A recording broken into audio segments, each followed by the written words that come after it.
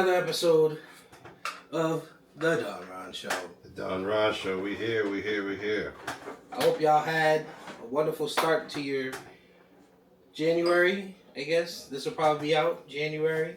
Yeah. Your New Year's resolutions or solutions have begun and developed. You're in the gym or out the gym. Hopefully, they included drinking. That's right. I started my no drinking down a couple weeks from now. So, so we gotta get some more episodes. I'm still celebrating for the whole month. Yeah, we gotta keep it going. So today, we're not doing any cooking today. Today we're just gonna talk. We're gonna enjoy, just kind of chit chat a little bit, and then like really just digging into drinking some wine. Yep. In addition to the rum, and then we'll talk a little bit of why and how that all kind of comes together. So I think we got to start the year off with a toast. Let's go. Let's go. So this is a very special wine. This is a very special wine. This is this is a 2019 Cabernet Sauvignon. You know when you finally feel like you made it, you're doing some things and you're diversifying in your investments, trying out to do things in a different way for generational wealth. So we try to do some of those things. That's so this right here, this right here. This is no brand, no label yet. This is just from one of our winemaker friends out of Napa. These grapes are from. Was it Sonoma, Napa? No, it's from Napa. It's 2019 Cab, and I believe these are from Calistoga, if I remember correctly. There you go. So this is just a quick toast to the new year. Absolutely. To all of you for joining us, for all of you to being a part of this journey with us, and let's get right into it. Let's go. Very nice. I still have like maybe a case left. Yeah, this is one of those ones we actually just bought a whole barrel, got it shipped here, and got to share it with our friends, and just really enjoy it. Enjoy some great wine. Anybody that comes over to the house, and we usually crack at least 2 bottles in a row. And Yeah. I'm surprised this lasts me as long as it did. Oh yeah, Like we said, we got a barrel. We got a lot of bottles. Still got a couple cases left, so we got. It's always an interesting thing to have people come over and they're like, "Oh, you want some wine?" Or if they ask, "Oh, do you have wine? I don't drink liquor." And we go, "What kind of wine do you have?" It's like, well, I got some special wine. Now I make you kind of feel, everybody calling my nickname, they call me Posh Ferrani. Like, listen, my dad was a noble man. I feel fancy, you know what I mean? Donnie Winehouse. I got to drink with my pinky in the air. You know what I mean? I got to put my pinky up. Yeah, so we're kicking off the new year. Like we always say, we like to explore rums, and that's one of our passions. That's one of our things. And today I finally get to crack open a collection that I picked up, I want to say probably 6 or 7 years ago. I picked this up. I haven't opened this up yet. I've been waiting for the right location, the right opportunity, and like I said, like us as friends, just like we share whenever we travel to different countries, we hit the duty free, exploring in there, finding different stuff, or if anything locally that whenever we go, but it's usually looking for different rums because it's like when you bring it back, you got someone that you know is going to appreciate it just as much as you do, right? Yeah. So that's one of the. So this one I picked up and has I just got to wait for the right occasion to actually enjoy it, and go there. So what this is Ron Abuelo, right? So this is a 14-year, or no, this is how you gotta know. It's 15 year with my Roman numerals. Knock me off real quick. And this is their finished cask collection, right? So everybody's looking at the box and like, dude, you can't read? This is 15, right? So XV is 15, and I think XX is 20, I think XV is 15. Hey Gemini. I'm sure you all will correct me in the comments if I messed it up, but I'm pretty sure. But so and what this is this is aged in probably the oak barrels and everything like that, but then also it's finished in different casks, right? So that's why I was like, we put it all together, we're drinking wine, we're enjoying it, but then also to understand the complexities that the wine barrels, the residual wine that gets kind of soaked into the wood, how it cultivates the wine. The rum's inside of it. So the 3 casks that they have is, one is a cognac cask, the second one is a port, and the third one is a sherry. So you're getting 3 totally different types of wine, different flavors, different sort of things. So I'm really excited to try it. So we're gonna pour these and we'll do a little taste testing here and go through that, and then we'll kind of figure out which one. We'll decide which one is our favorite, and then we'll put that on ice so we can have a longer sip of it and kind of talk about it. So all right, we are all poured up. Yep, so got all the samples, so kind of take it from left to right. So we're going from left to right. We're doing the sherry, the port, and then the cognac, right? So all across the board. Sherry, port, cognac, right? And it's crazy, if you look at it, you can see even the colors are a little bit, kind of different. But, all right, so I guess the interesting thing about the wines that these start from, right? So if you got the sherry is Spanish, right? The port is Portugal. And then the obviously the cognac is French, and that's right? The cognac region of France. Yes. So these are all the different. What is it? Old world, right? Old world European. Okay, so it's probably so these are getting finished in probably. When I was researching, I didn't really find what they're finished, but I'm sure it's probably oak, probably French oak. You know what I mean? Barrels. And so let's start with the sherry. All right. And these cups are kind of special to us as well. Yeah. Shout out to Yave Tequila. Yave Tequilas. Friends of the family. Here we go. Let's try this out.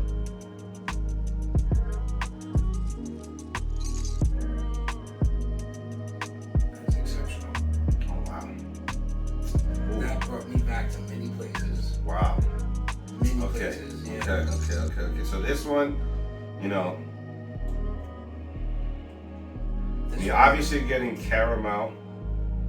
I'm getting I feel like now it would be like a sommelier, a rum. What we said, a rummelier. We was talking about right here. That's the title for it.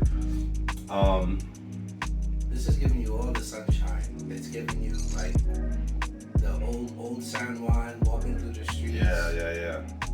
It's giving you flavor-wise, it's actually a little sweeter, a little more vanilla than I was expecting. Yep. But it's very clean and it's not heavy.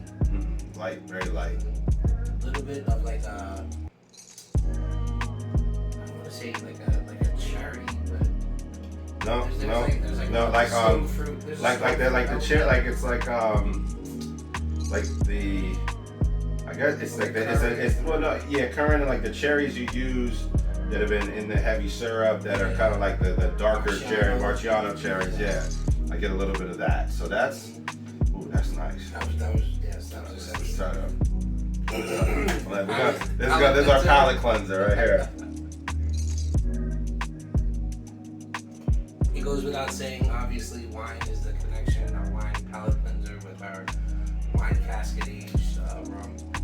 Okay. So the next one, so that was Spain. That was a sherry.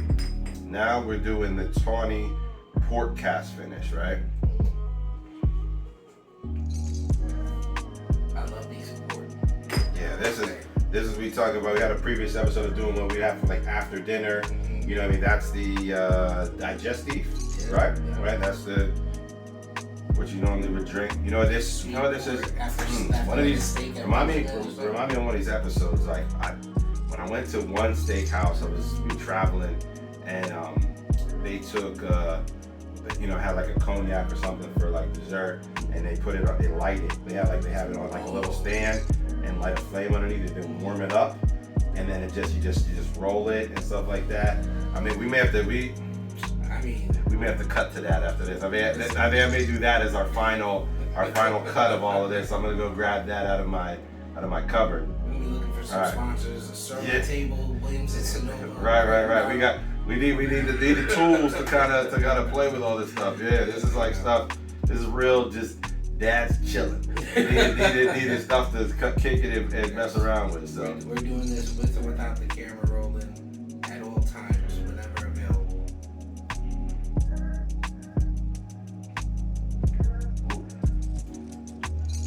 Now this one, This one is a little bit of a heavier molasses. Yeah, I right? was expecting like that. This one was definitely.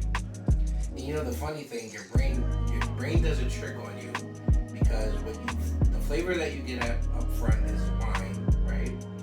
And then you're like, well, of course it should taste like wine. It's in a wine barrel, right?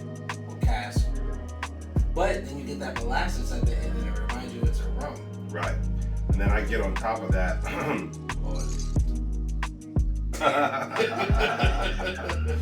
Then after that, I get the you get licorice. Oh. Like I get the black licorice. This is gonna. Yeah, there's a little bit of that. Yeah, this is gonna be tough. Oh my goodness. Well, I guess we saying we're gonna choose. We don't really have to choose. We don't really have to choose. So, but round two. Oh man, yeah. Or you just want to get funny and just blend it all together. Oh yeah. That's the palette.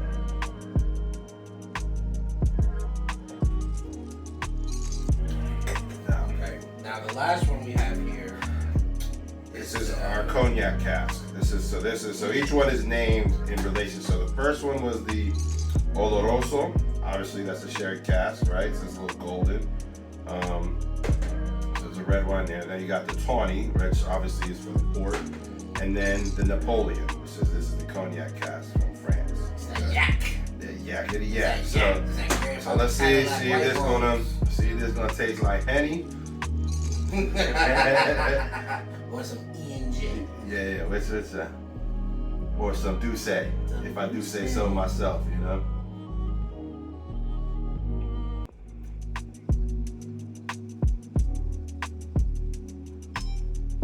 Wow, this. Let's even.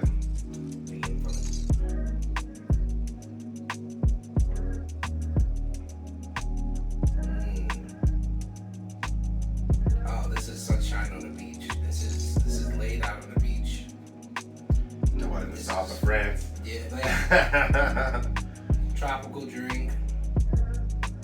Okay, so whereas the sherry I could see as exactly as like a dessert after dinner, a little shot of rum or something to sip on. This I could definitely see blended in like a very tropical cocktail. Making a cocktail, yeah. Yeah, this definitely. This is screaming for like pineapple, guava, passion fruit, or something like some kind of a blended situation. You're getting the molasses and all that. You're getting deep woodsy red flavors, just like a cab. I can even see this going into like a barbecue season. Oh, like making a sauce? Yeah, like a sauce. When it caramelizes, you get this like that obviously grilled meat flavor, the char, and then you get this woodsy, heavy spice molasses. This would make like a nice little crust on the meat as it's coming off the grill. Yeah, too. One of the things I use a lot of times with cognac is with chocolate. So I'll infuse it in like brownies, things of that nature. Yes. So something that gets that richness, that nice dark chocolate. So that would be. Put that in a brown butter cookie. We fat boys for life. Fat boys for life. Say less. Brown butter, brownie. Oh man. Or Purple the coquito one ice of cream. it's funny. It reminds me of like one of the first TV appearances we did on Tastemakers when we were on 106 and Park. We did that. It was like an Oreo cookie with a brownie and like a chocolate chip cookie, all in one. The cupcake paper cup. Yeah, like all together. But if you had that in the batter of like the brownie, That's Like, what and then made like a brown butter in the cookie itself. The same way they use MSG in food, that would be the MSG for rich chocolate lava cake. Yeah. Oh man, like if you're talking like a steakhouse style type of thing, like thing that's like you're like same way like we said, like all these are like kind of like things that would be like your after dinner, after a nice heavy meal, like you know, be perfect thing. Yeah. Oh man, but no, that's and the icing for a cinnamon roll. Back in big. Back in big. Big bags. Yeah, that's definitely that was it. Okay. So now what would you say is your favorite? Ooh. To sip on right now over ice, because ice is then going to open it up. I'm probably going to say the yak. Okay. All right. So you get the yak. Knowing that the ice is going to open it up. Boom. So you got the cognac. Yeah. Now, this is a tough choice because these were my top two finalists. Right? Like the this sherry, one was okay. honestly, like the sherry. That is like that is my number one. The thing is like right, like this is like this is funny because like one of the things about the rum and like just like there's always deeper stories, we're gonna like as we go through these series and stuff like that, there's always gonna be like deeper history and deeper things and even stuff tied to us, right? Like I'm telling our own personal stories. And like the funny part is like I'm like these are two places I haven't visited yet. It's two places between Spain and Portugal, right, that I want to go to, right? The crazy story I told you about like my ancestry DNA being tied back to Portugal, right? So I'm kind of like, am I gonna lean this way a little bit, or do I want to go with the? But I think I gotta go with the sherry as well. I think sherry's gonna win for this one for me. I'm glad you picked it because I would love to hear how you feel with the ice kind of opening it up. We're gonna and see how that flows. We'll do that one on ice. There for you there. And what's cool about this is like, yo, this is exactly like doing this and making some content and shooting some stuff is exactly what I've been wanting. Because I was literally about to just do this in my basement and just have my friends come out, hang over, and like, look, all right, come over this weekend. We're gonna try this. But since we all live so far away apart, now it's kind of like, all right, we're gonna coordinate. We got a schedule.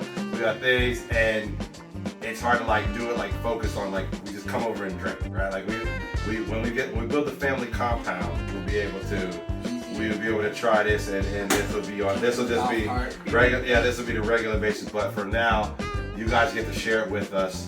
You know what I mean? These are different rums you can try.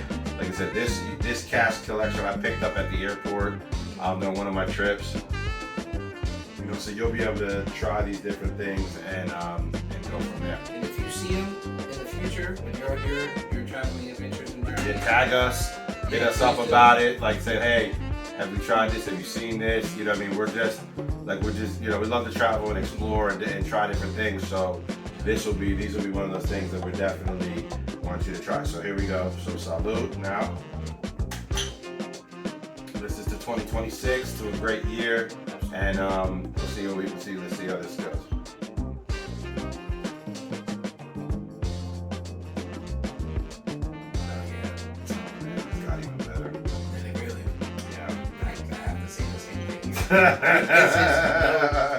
Just cooling it down.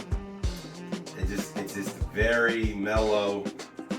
Okay, in the best way possible. This tastes exactly what a Coca-Cola tastes like when the ice waters down. Got it. Yep. Mm-hmm. All right. It tastes exactly like your watered down Coke in your glass. Oh wow. Yeah. It's kind of like a. You want to tell us this reminds us of? Not like a. Nah. So remember. Remember. And this is all our trips and travel and stuff like that. Remember how we was crushing like drinking like Jack honey? Oh yeah. Right. Remember that? Shout out Toronto. Nah, that was Montreal. Montreal. Yeah, but remember, it's Montreal. We drove from. No, we went to Toronto, son. No, not Jack Honey. That was Montreal. Jack Honey was Montreal. Jack Honey was Montreal. Because no, it wasn't even bachelor party. That was just my birthday. It was just a birthday trip. We just went up. When we lived in the Bronx. We got the 2-floor. Yeah, we had a lot. We did like early days of. Oh yeah, We're getting all this early days of Airbnb, right? Yeah, we went and we booked. We had the spot right there. Did the supper club. The supper club. They had the supper club district right there on Rue Saint something. Yeah, but we were going through bottles of Jack Honey. Everything was Jack Honey. Everything was Jack Honey. Drink Jack Honey. Yeah, so like this. God. That's what this just reminded me of, like just I don't that. think I've drank Jack Honey since then. I don't think so. I From time to time, I sweat Jack Honey. I think everybody has made a honey version since then. Jim Beam did honey. All these different companies are making honeys. Yeah, so a few different ones. But that Jack Honey. We're waiting for that Uncle Nearest honey to get that going. You know what I mean? Just in terms of Jack Daniels and Uncle Nearest, but yeah, no, this would just be like. This is like a Friday night drink. Like you had a long week, you need something that's smooth, right? This is right.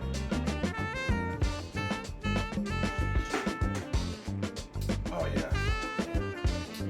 That's right on the money. This is yacht rock in a cup. This is boat shoes on your deck. Yeah. Oh yeah. Now this right here. Now you've done. Do they do Formula One in Spain? They do, and I've been there for it. Okay. Barcelona. Okay. We did Barcelona for the Formula One. It was super simple to get around. The infrastructure is amazing. As always with any big event, it's a massive amount of people listening at the same time. Yeah. But even with the event and the city for that weekend, we were able to do all the touristy stuff.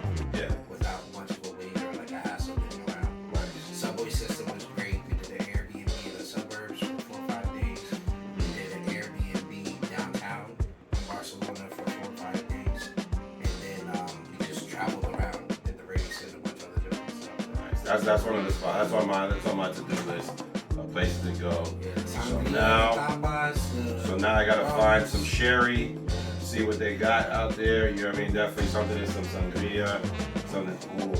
So the next race is in Madrid, so we are planning on going this weekend. Oh, okay. If we don't make it at the same time, I will promise you we'll bring some bags of sherry. Okay, yeah. And some other, Spain-specific regional. Yeah, definitely. They might have. Yeah, I think that's a lot of so when I did my study abroad and I was in Italy, I didn't make it over to Spain, but that was one of my go-tos in terms of some of the amazing architecture and everything out there. But but now it's like stuff like this is just like, kind of the best of the kind of the colonial things, right? Like, you know what I mean? In terms of tapping in. And I think that's like one of the interesting things of rum itself, right? It's like, I feel like it's the story, the byproduct of the sugarcane process, kind of like deeply rooted in all of the colonial history, all those sort of things. But it's like, it's one of those things that we can sit here and explore and try. The complexities of it is kind of in the same vein of the complexities of those moments in history. You know what I mean? Absolutely.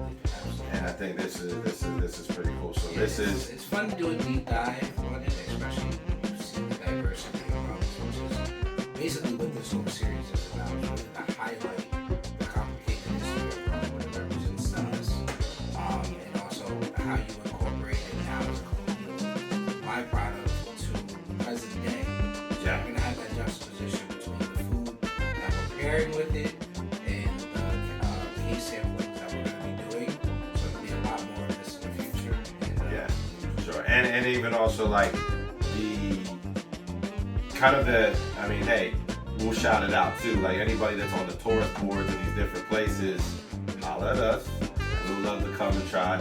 But I think it's like we're gonna be talking, the appreciation that we have is really about the different rums that are tied to the the Caribbean, but also to Central America, South America, and you know, and I mean, I'm sure we're gonna stumble and we may even find some gems in North America. I know it's produced, not any that we know that we love, but you know what I mean, it's out there, you know what I mean? So it's like we're open to try that as well. But I know the kind of like my love for it, my Caribbean roots, but then also just, you know, we keep seeming to find some of our favorites are actually in Central America, right? You know what I mean? And then they just keep finding gems across the place. So it's like it's an interesting thing that the climate system, every country has something that's different, but it, you know, starting with the same thing ends up with something that's completely different.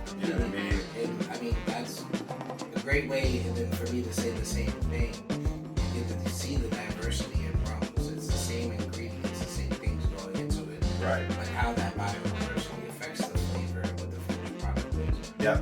And then also taking advantage of the, I guess I would say, creativity and the craftsmanship, right? Sure. Because then if you were, obviously you're importing different things, you are utilizing the barrels from your sherries, from your cognacs, from your ports. You know what I mean? Now you've drinking that stuff out of them. Now you've got these empty barrels, so it's a little bit of a sustainability kind of thing within the industry, right? Where they're so actually you're sharing that creativity within the industry. Yes. Of distilling and whatnot, and you're able to kind of cross paths and. Yep. We shipped our product there. You use the barrels, or if we can't use these barrels anymore, they've got a second life in, like, the wine barrels may not be able to use it again, but they've got a second life in the spirits industry. And then flip side, right? Because we're gonna get into some other rums that are because I've had wines and stuff that are aged in whiskey and bourbon barrels, and you know what I mean. So that's something. So that's another thing. Or we'll see if we find some. I gotta, you know, or maybe that's something I could talk to some people about. Is like, what can we get if we have some rum barrels? Yeah. And then aged our wine in that. Inside the rum barrel. And then see what the flip is. So yeah. We'll that's some great things to explore, and definite awesome things that we can.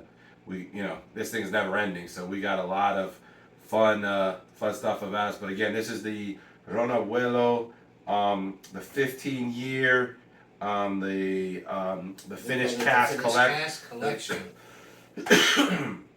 Yep, and another product of Panama that is definitely did not disappoint. I've definitely waited a long time to even try these. I've had these in the collection for a while, and I'm glad I'm able to share it with you all. And if you guys get to try it, tap in, shoot us a note, send us a video, you know, when you like, subscribe, and you know, leave any comments. Tag us in it, whatever and then whatever you recommend, make sure you tag us in it, share your experiences, and yeah.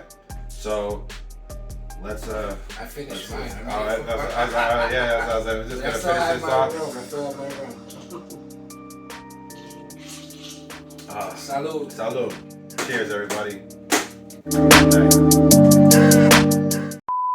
Behind the scenes, Don Ron Show. Look, we're putting a lot of work in, get these episodes kicked out. Can't wait to have you on for the next episode. Appreciate you guys. Like, subscribe, watch this content. I drink with my pinky in the air, you know what I mean? I put my pinky up.